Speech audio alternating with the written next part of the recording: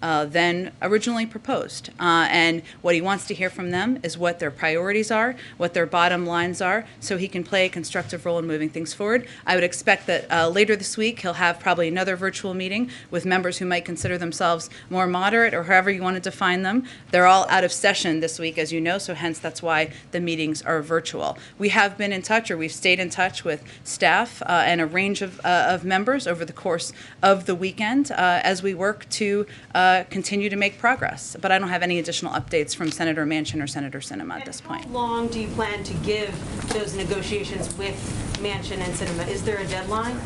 Well, I would say that our objective is getting this done and delivering for the American people, and we're going to continue pressing forward until we get it done.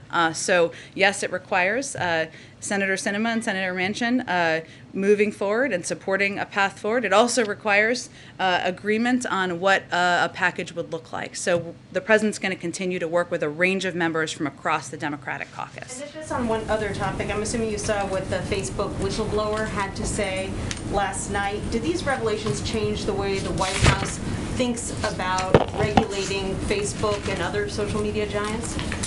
Well, as we saw the revelations that came out in that interview, in our view, this is just the latest in a series of revelations about social media platforms that make clear that self-regulation is not working. That's long been the president's view and been the view of this administration.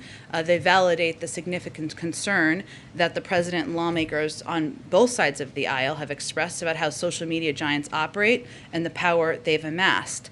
Reports in recent weeks, and I think obviously the whistleblower came forward last night in the report, but about efforts to attract young users and negative effects on teenagers' mental health are certainly troubling. They're hardly isolated incidents. And so our effort is going to be continue to support fundamental reforms, efforts to address these issues. Obviously, that would be up to the purview of Congress, but certainly we view these as a continuing in a series of revelations about the power of these platforms. Thanks, Jen. Senator Sanders said pretty clearly this weekend, we've got the President of the United States on our side. Is that how President Biden views it, that he's on the side of the progressives in this fight right now? He's on the side of the American people, and he is going to continue to press forward with both the infrastructure package and the reconciliation package, and that's what the discussions with members of Congress are focused on. Does he see Senators Sinema and Manchin as the roadblocks, as the obstacles right now?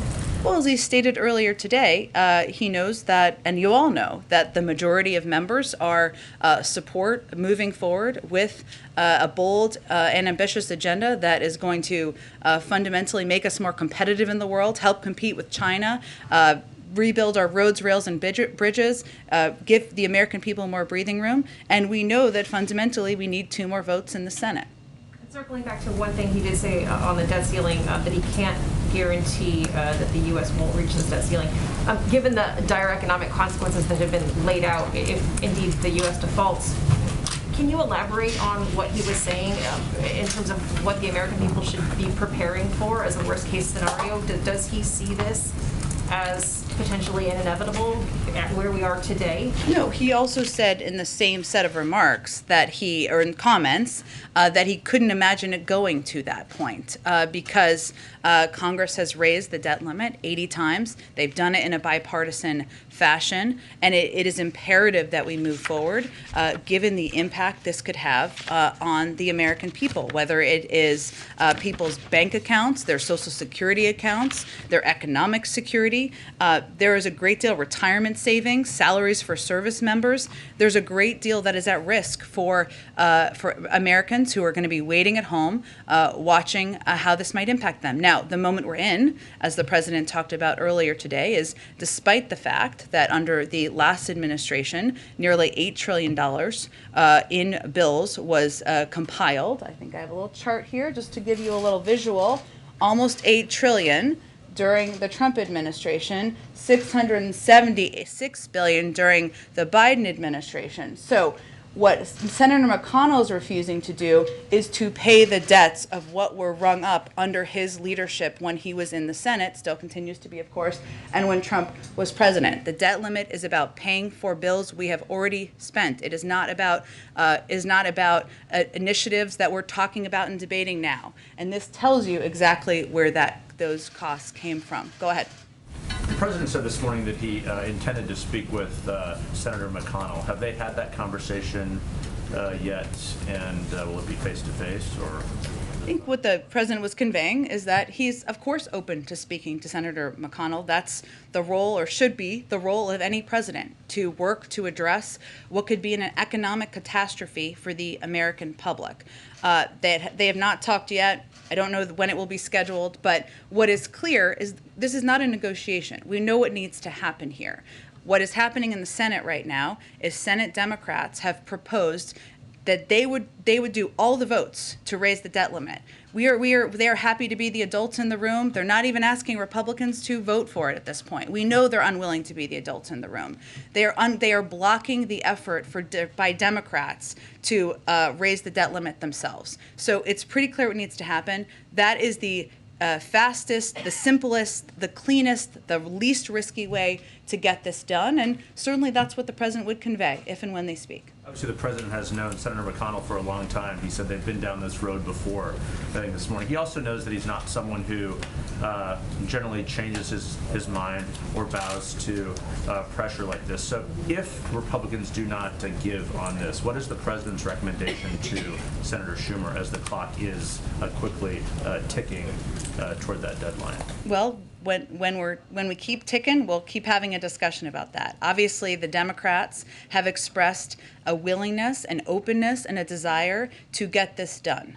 Unlike the Republicans in the Senate, despite the fact that $2 trillion of that $8 trillion was for tax cuts for the wealthiest, which were unpaid for. And the rest of it, they supported, most of them supported across the board.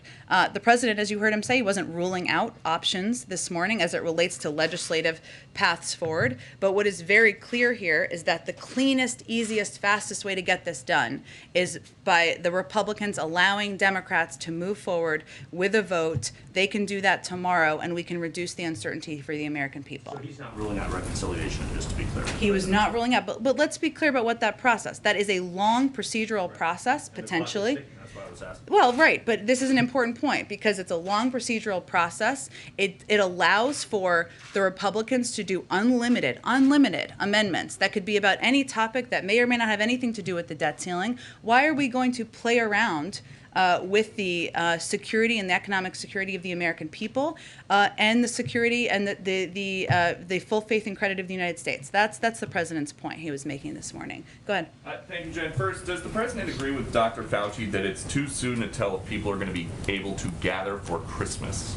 Well, the president relies on CDC guidelines, and they have not changed their guidelines about who can gather together, those who are vaccinated, but we leave it to them if they need to change their guidelines based on where the pandemic sits. Thank you. Following up on something that you just said, you said that the president's going to have a virtual meeting with House progressives to talk about how this Build Back Better package is now going to be smaller than $3.5 trillion. But you have been saying that it costs zero.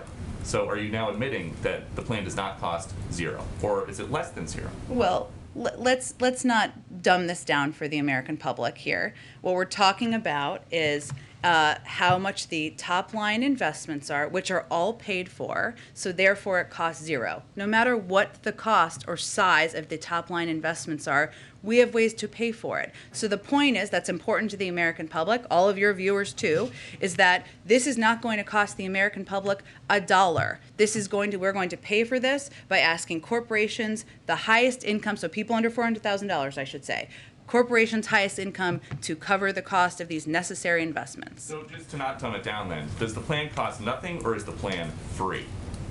The plan costs nothing for the American people who make less than $400,000. If you think that companies that paid zero in taxes last year, 50 of the top companies should continue to pay zero in taxes, we're happy to have that debate. And then just one more, Jen, thank you. A group of activists followed Senator Kirsten Sinema into a ladies' room screaming about the Build Back Better plan yesterday.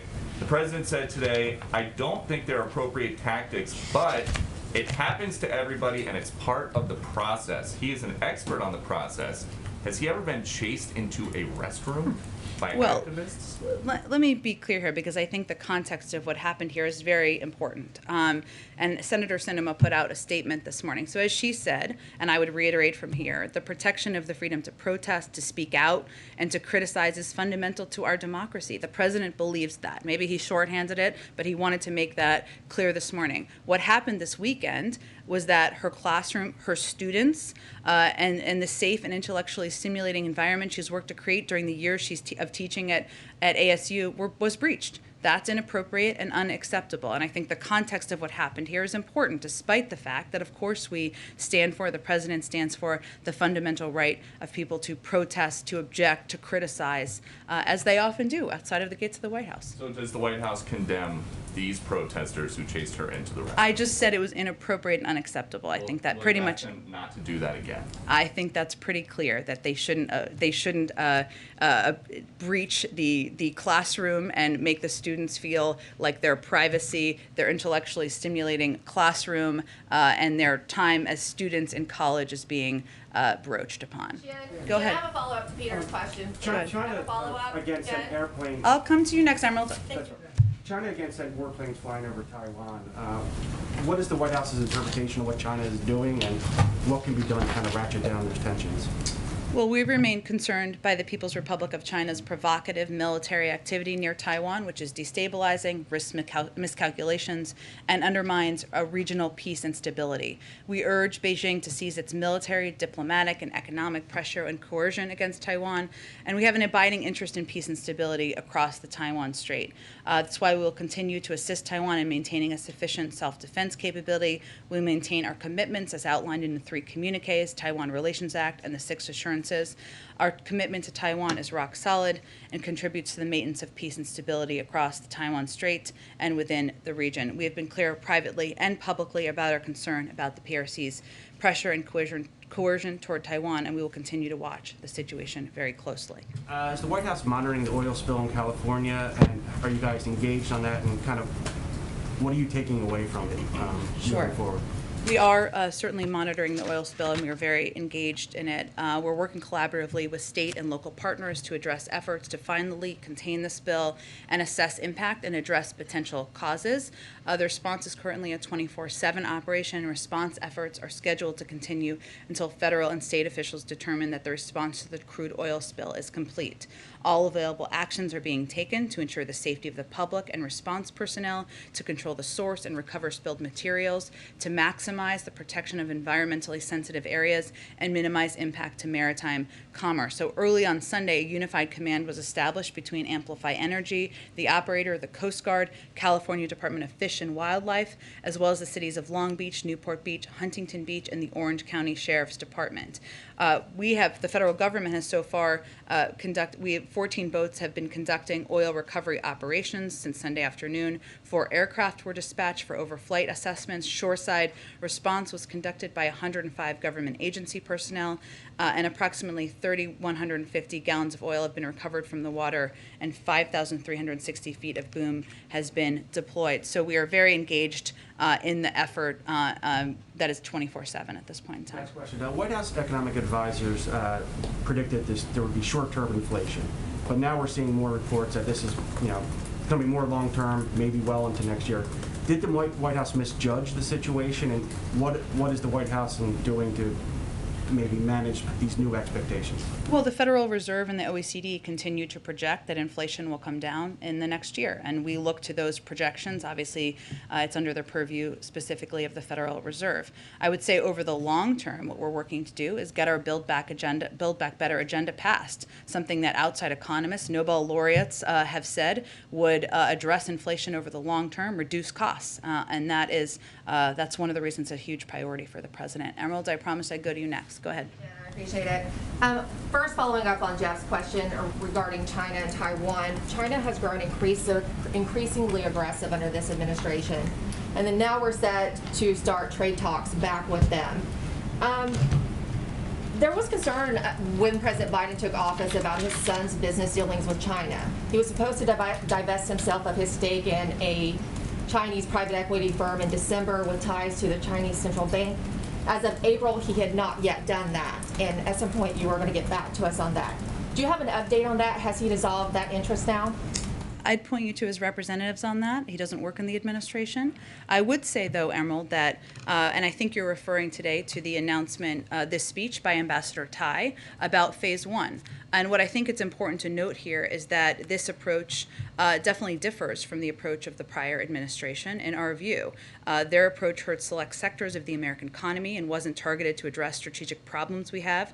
These initial steps will help, are going to realign our trade policies towards, from the PRC toward our priorities. And that's the objective of this president. It's just the first stage in this process. Obviously, the ambassador gave an extensive speech today. As we enter into this, though, the president has said during the campaign that none of his family will have any business relationship with anyone that relates to a foreign corporation or a foreign country.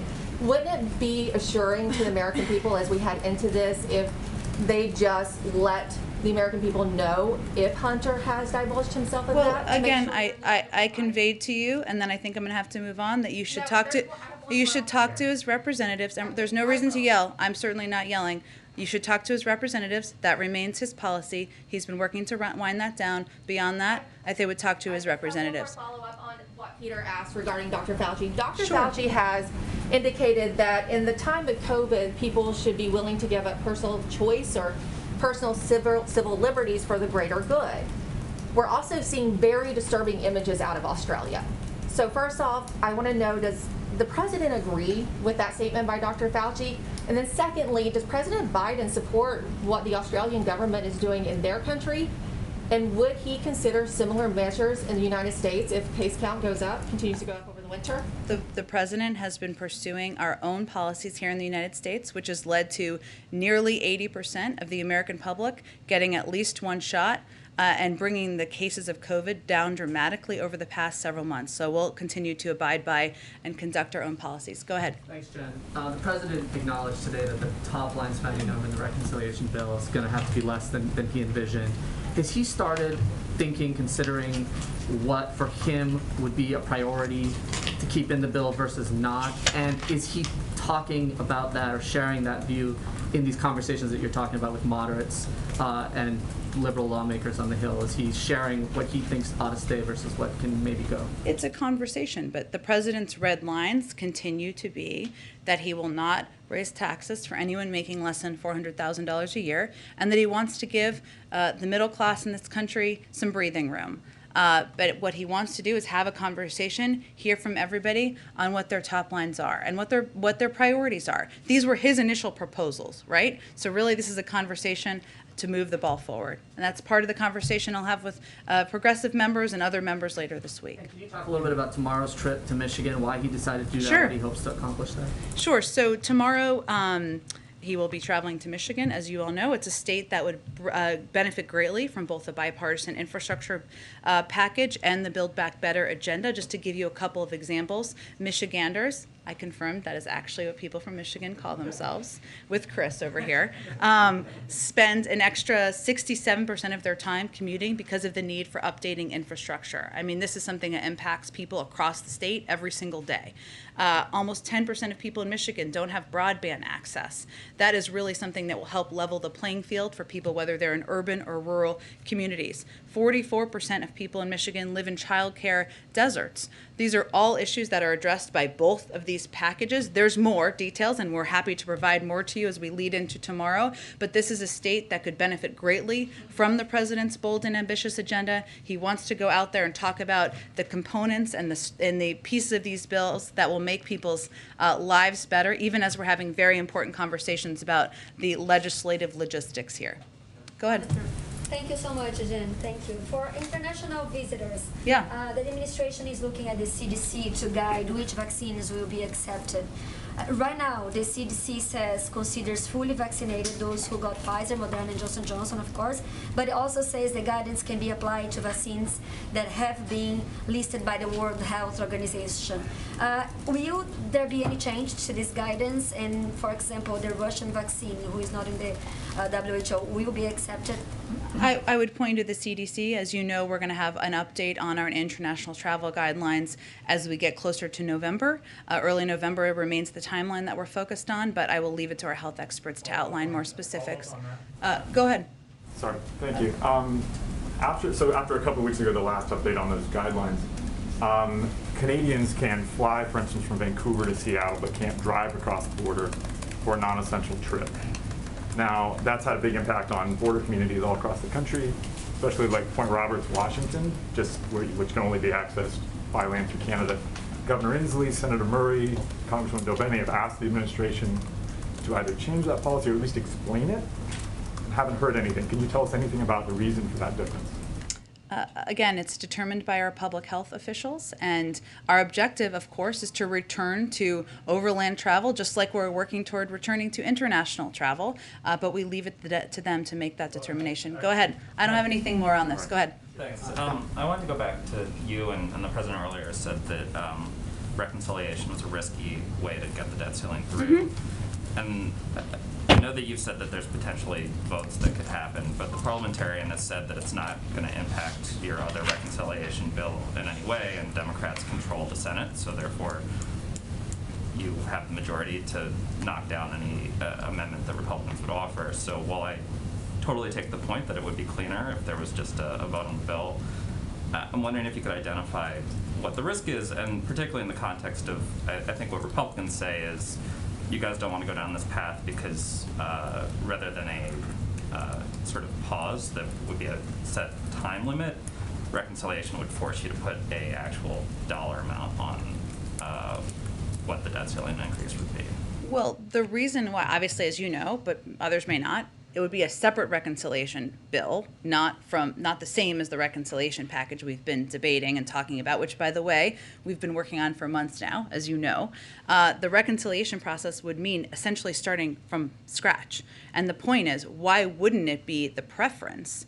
Why, for everybody involved, Democrats, Republicans, the American public, we have a bill that we could vote up or down to raise the debt limit. It's a much easier, cleaner, simpler, less risky process. And yes, Democrats are in control of the Senate, but Republicans can still bring up a range of amendments, as they have in many other cases, about a range of issues. Extending the process, they can be unlimited. That's how the process and rule works. So to us, that doesn't make sense as the preference. We're not ruling out options, but the clear, clean, fastest, least risky option is very crystal clear to us here.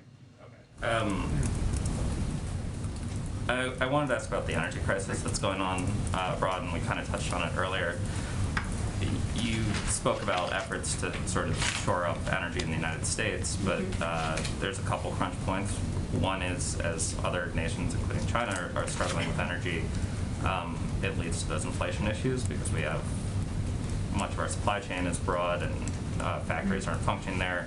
In Europe, some of our closest allies are seeing lines for fuel around the stacking up. So I'm wondering what we're doing to sort of deal with this crisis internationally, and if you mentioned that there had been a conversation with OPEC a couple months ago, but in the past week, I know last week you said you'd kind of circle back on what message we had conveyed. We asked them to accelerate beyond what a few months ago, the sort of gradual increase in production that we had asked for. Well, so I think one of the questions I was asked last week is about Jake Sullivan, our national security advisor, who was meeting with Saudi Arabia and the UAE last week. So in those meetings, while the Saudi Arabia meeting was focused on Yemen, and that was the primary purpose, he and his team did reiterate the imperative of creating conditions to support global economic recovery. And included in that is, of course, the price of oil around the world. We are in regular touch with OPEC, so I didn't mean to convey that we were only in touch months ago. We are in regular touch with members of OPEC members, I should say, since we are not a member, and that has been ongoing. Go ahead. At the risk of asking another esoteric question about the debt ceiling. It's okay. You have said in this room that you believe that the White House believes that Congress enacting a law is the only way to raise or lift the debt ceiling, but maybe you can put a bit more meat on the bones as to why the White House has determined that, for example, ideas like minting $1 trillion coin or invoking the 14th Amendment would not solve the problem. Well, I think as was reported, we obviously look at a range of options, and none of those options were viable, either because they wouldn't be accepted by the Federal Reserve, by the guidance of our Treasury Secretary, or just by legal restrictions. So we know that the only path forward here is through Congress acting. There is a simple process that could be done in the next few days before we hit Friday to reduce uncertainty, to make sure the American people don't have to worry about their bank accounts, their retirement savings, and all Republicans need to do is get out of the way, let Democrats be adults in the room, and take a vote. Another question. Last night on 60 Minutes, there was an exploration into this Kafka-esque situation that members of the military have been in. After 10 years of paying their student loans under the Public Service Loan Forgiveness Program, 9 out of 10 of them have had their forgiveness rejected when they've applied. An advocate who was in the piece said that the president has the power under a 2003 law to solve this problem for those members of the military. Will he use that law, and is there anything else his administration can do to help these people? So what you're referring to, just for others, is the Public Service Loan Forgiveness Program, which is an important but largely unmet, hence the reporting last night, promise to professionals who serve their communities and do hard work that is essential to our country's success. And fixing this program has been a priority for this administration from the first day. That's why in the coming weeks, the Department of Education plans to announce a major overhaul of the program that through a series of executive actions will restore the promise of the program to teachers, service members, nurses, firefighters, and others serving their communities and our country. It will include an opportunity for public service and many not-for-profit professionals to get any prior payments made on the federal loans for their studies counted toward PSLF, regardless of the loan program on which the payments were made. So there's going to be upcoming rulemaking. The Department of Education will have more, but this is something we want to reform and address and make better for the people who should benefit from it. Go ahead. Thank you. With the president saying that he cannot guarantee that the debt ceiling will not be breached, is the White House taking preparations in the event of that happening? You've outlined that it would be catastrophic. So is the White House making plans and preparations for the worst? He also said right after he made that statement, the next sentence was, "I can't imagine that would happen," which I think is important context for people to understand. It requires Congress acting. That is the one path forward. That is why we are talking about it, why he gave remarks today, why we are continuing to press forward to get this done. Yes, but so is the White House or the administration preparing for the worst in case that does not happen? There isn't another option. It has to pass legislatively. That's what has to happen. Okay, and also, can you comment at all on there's an outage of Facebook and Instagram today and other apps? Is the White House aware, looking into that? What may be going on? We are aware. We're monitoring, but I don't have any other updates. I'd really point you to the companies for that. Go ahead. Thanks, Jen. Did the president ever consider asking Democrats to use reconciliation earlier this year to lift the debt limit and avoid potentially cratering markets and affecting the American people? If this is such an economic risk, why give McConnell any say at all? Why let McConnell off the hook or Republicans off the hook? I mean, this is their debt that they chalked up themselves. This is a period of time where we could easily solve this in the next 2 days. And easily do that through allowing Democrats to be the adults in the room, despite the fact that Republicans spent like drunken sailors over the last 4 years before President Biden took office. So it's easy to get it done. We did not need to start a long procedural process. That's exactly what that would be. We're not ruling out options because, as I said in response to an earlier question, we have to get this done. We have to get this done to ensure that people don't worry about their retirement savings, don't worry about their college savings for their kids. But it's easy to get it done, and we don't think Republicans should be let off the hook. Go ahead. You said that the president has not yet talked to McConnell since McConnell sent that letter. When was the last time the two spoke on the debt limit? I don't have any readout of any recent call from them. Have you asked business groups to use their influence with McConnell and other Republicans to try to get them on board? Business groups have been pretty vocal in recent days and weeks, but we leave it to them on how they want to reach out and engage with members. And a quick question on tomorrow. Are you intentionally going to a congressional district that Trump won? We're going to a state and a part of the state that could benefit from all of these packages because they're hugely popular, whether you're a Democrat, a Republican, an independent. People don't think of their roads as partisan for good reason, nor do they think as their child care as partisan. So that's why the president wants to go make the case in Michigan. Go ahead, Karen. Thanks, Jen. Senator Sinema said in a statement over the weekend that good faith negotiations require trust and that canceling the infrastructure vote further erodes that trust. Some progressive Democrats have said they haven't felt that Sinema and Manchin have been forthcoming about where they are in negotiations and numbers and red lines. When you say that the president wants to play a constructive role in moving this forward, does that also include him rebuilding trust within the Democratic Party, and how would he do that? Well, look, I think the way the president sees this is that we're in the midst of a legislative process, and this is how the process works. Less about trust or not trust. I know that word's thrown out there a lot and has been over the last week. You know, the president put out his bold proposals. Members of Congress, a co-equal branch of government, argue for their priorities. Some with strong emotion, good for them because they're passionate about what these issues are, how these packages could fundamentally change things for people across the country. And you're seeing now that this is a recognition of the important moment that this is. But in his view, this is how the process plays out. There's going to be there's going to be arguments, there's going to be disagreements. That's not dysfunction, that's democracy. And we've seen it work this way. Bumps in the road. Look at the Affordable Care Act. Look at Dodd-Frank. Look at even the American Rescue Plan. These were not smooth legislative processes. They rarely are, and we're still in the middle of it. You said why Michigan, or you've answered why Michigan, yeah. But why now to go out on the road and do an event like this? Well, look, I think the president felt that, and we all felt, that the last week or two, what was important was for him to be available, to have meetings, to bring people down, to have these conversations. He's obviously still doing that.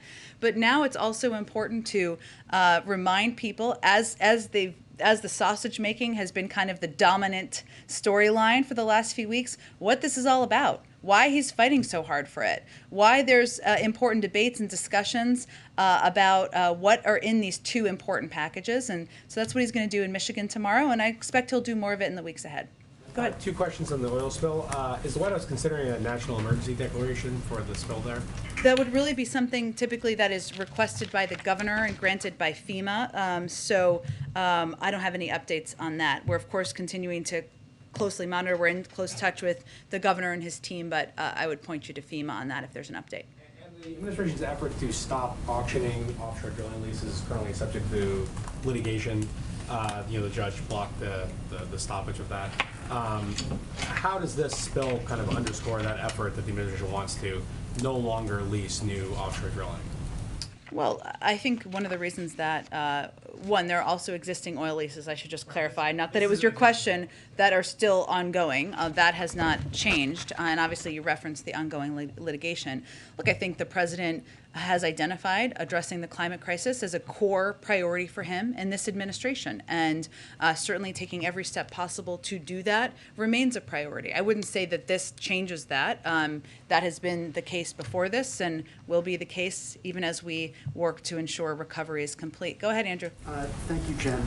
Last week, Chairman Thompson of the January 6th Select Committee said that his committee would be making referrals for criminal contempt in the event that Trump administration witnesses fail to honor the subpoenas that have been served on them. In past administrations, those sorts of referrals have not been acted on by the Justice Department. And I know the president has said that the DOJ will act independently of the White House, but broadly speaking, will the Biden administration break with recent precedent and actually follow the law in this case? Well, these witnesses have not failed to appear at this point in time, so we're not quite there in the process. And obviously, we would point to the Department of Justice. I think there have been cases, I know this wasn't your question, but since you asked about January 6th, broadly, where we have did not exert executive privilege, for example, in the matter of certain former DOJ officials who had been called to testify before Congress. I cite that both to illustrate how we have approached this issue so far and the broader spirit in which we'll continue. But obviously, issues that are of the purview of the Department of Justice will remain there, and we're not quite at the point where anyone's failed to appear. Phrase that slightly then. Past administrations have not followed the law and acted on these sorts of referrals, whether or not one will happen in the future. But I understand your question. Of course we're going to follow the law, but I'm not going to get into hypotheticals that aren't right now relevant to this current state of play. I would also point you to the Department of Justice, as you noted in the beginning, but I also wanted to note where we have broken with some recent past precedent and how we've approached, just to give you an example. Go ahead, Eugene. Thanks, Jen. Any update on the Department of Education's look at whether or not the president could write off student loans? Ron Klain told us that they were looking at that and that it would take a few weeks, or that he was hoping that it would take a few weeks. Just wondering if there's a holdup and what the holdup is. I don't have any other update. I would say that obviously lowering the cost of college or relieving student debt is a priority to this president and this vice president. If Congress wants to send us a bill that would relieve $10,000 in student debt, the president would be happy to sign that. Obviously there hasn't been action on that to date. And I would also note that part of his proposals has been lowering the cost of college, giving more people access to college who wouldn't have otherwise had it, which shows his commitment to the issue. And Harry Cole, a senior advisor and the only political appointee on the State Department's legal team, resigned and wrote a memo. And I want to get this right, so read from what he said. I believe this administration's current implementation of the Title 42 authority continues to violate our legal obligation not to expel or return individuals who fear persecution, death, or torture, especially migrants fleeing from Haiti. He also said lawful, more humane alternatives plainly exist. So I want to get your reaction to that memo, and also why is the only political appointee at the State Department's legal team wrong? Well, I haven't seen his memo at this point. I'm not sure when it came out. That's fine, please do. I would say that we don't see Title 42 as an immigration policy. It is a public health authority because we're still in the middle of a pandemic, and it is determined by the CDC. It is also true that there are several exceptions for Title 42, including those who are fleeing persecution, who express a concern of fear. It goes through a process. Those who have health issues, those are individuals who go through our immigration proceedings and process. So it remains in place because we're in the middle of a pandemic, but I think the shorthanding of that isn't an accurate depiction of what our policy actually is, even as it relates to exemptions. Can I have a question on climate change? Sure. So during his West Coast trip, the president called for bold action on climate change in response to wildfires and other extreme weather events. But the climate provisions are also a major sticking point in the reconciliation process between Senator Manchin and progressive faction. What is the president telling fellow Democrats about climate policy during those talks? And is this an area where he's willing to make concessions? It remains a priority to him, otherwise he wouldn't have proposed it, and there's also very broad support within Congress for climate provisions that are in both the reconciliation package as well as the infrastructure package that includes historic investments in electric vehicles, electric vehicle charging stations, the replacing of lead pipes to make sure kids have access to clean drinking water. And as you know, in the reconciliation package, it helps create a climate core, helps make sure there's a standard, has key pieces that will be pivotal investments to addressing the climate crisis. I'm not going to negotiate from here, but obviously the president would not have proposed them if he did not think they were a priority to him. Go ahead in the middle. Thank you, Jen. I have a question on Ethiopia, since the president mentioned Ethiopia once again in his remark. But I want to ask something about Senator Joe Manchin. Do you know if he wants to be president? Does he really like to be president? Does he want to play the role of president? Does he like the president? Doesn't he like the president? I guess I don't really expect you to answer, because I know it's difficult to go from winning a Senate seat in West Virginia to maybe beating Donald Trump by 7 million votes. But what does it say about democracy, that you can win in an election by 7 million votes and one person can actually doom your entire agenda?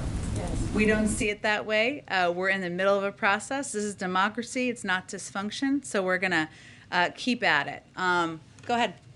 Thank you. If I could go back to that question on inflation, you said the spending package will help inflation over the long term. The New York Federal Reserve president says he sees elevated inflation for at least another year. So what is the timeline you're looking at for the long term, especially since this reconciliation package could go into effect over the course of 10 years? how long should Americans be expected to wait for those prices to come down? Well, the Federal Reserve and the OECD and others have also said inflation is expected to come down. They continue to say it's transitory. I would say that it is a 10-year package, but what's important about the package is that several economists, Nobel laureates and others, have conveyed it would help address inflation over the long term, which is something that I think is in the interest of the American people, the public, and future governments, of course. Go ahead. In the last 24 hours, North Korea's press agency says they've reopened the hotline with South Korea.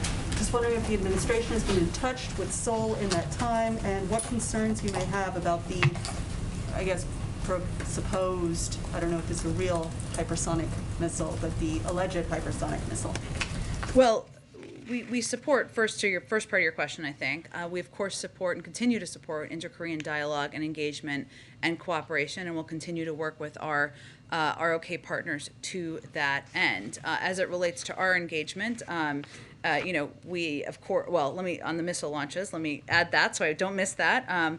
We of course condemn any illicit missile launches which are destabilizing to the region and to the international community. We're consulting closely with our allies, both in capitals and in New York at the UN, as we assess the recent events and as we determine next steps. As it relates to our own engagement, which I think you were also asking about with North Korea, our goal, of course, remains complete denuclearization of the Korean Peninsula. We remain prepared to meet with DPRK without preconditions. In our messages, we have made specific proposals for discussion with the DPRK. We hope DPRK will respond positively to our outreach, but at this point, we have not had a response. Following up on Taiwan, in the last few hours, it's been reported that China sent 52 aircraft into Taiwanese airspace. So these strong statements from the State Department and from you don't appear to be listened to in Beijing. So what now? What next? We are also in touch privately, conveying clear messages through diplomatic channels, and that's probably the appropriate place for those. No, the president has not, but we have obviously have high-level officials who are in touch with a range of officials there. Go ahead. Thank you. On Pandora Papers, so will the Pandora Papers revelations affect the dialogue between the White House and its strategic partners? For instance, a month ago, President Biden was discussing corruption issues with President Zelensky of Ukraine, and now Mr. Zelensky is reportedly involved in this offshore scandal. So does this fact, let's say, undermine trust between Washington and Kiev? I would say that as I stated a little bit earlier, but let me reiterate, I mean, the president's commitment is to bringing additional transparency to both the U.S. and international financial systems. It's something that he has pressed for in his domestic agenda, but also something that in international forums he has focused on, elevating as important to level the playing field, reduce corruption, ensure that we are doing that as a coordinated international body. So I wouldn't say it changes. Maybe it makes it even more important to be on the international agenda. Go ahead in the middle. Okay, last one. Go ahead in the middle. Thanks, Jen. Given in relation to Taiwan, I'm wondering, can you say which U.S. officials have been raising concerns with China privately about China's military activity near Taiwan? I would point you to the State Department, Department of Defense, who can give you any more detail there is to offer. And then also, is there an update on a potential meeting between President Biden and President Xi, given this? No, I would say that I just heard my voice, which was a little bit of an out-of-body experience. I would say part of, and obviously there was a significant speech that Ambassador Tai gave today, and part of our objective and our engagement as it relates to our China strategy is to maintain high-level dialogue. So I don't have anything to preview for you at this point in terms of a meeting or next conversation, but certainly maintaining high-level dialogue at that level is a priority to this administration. Thank you. We'll do this again tomorrow. Thank you, Jen.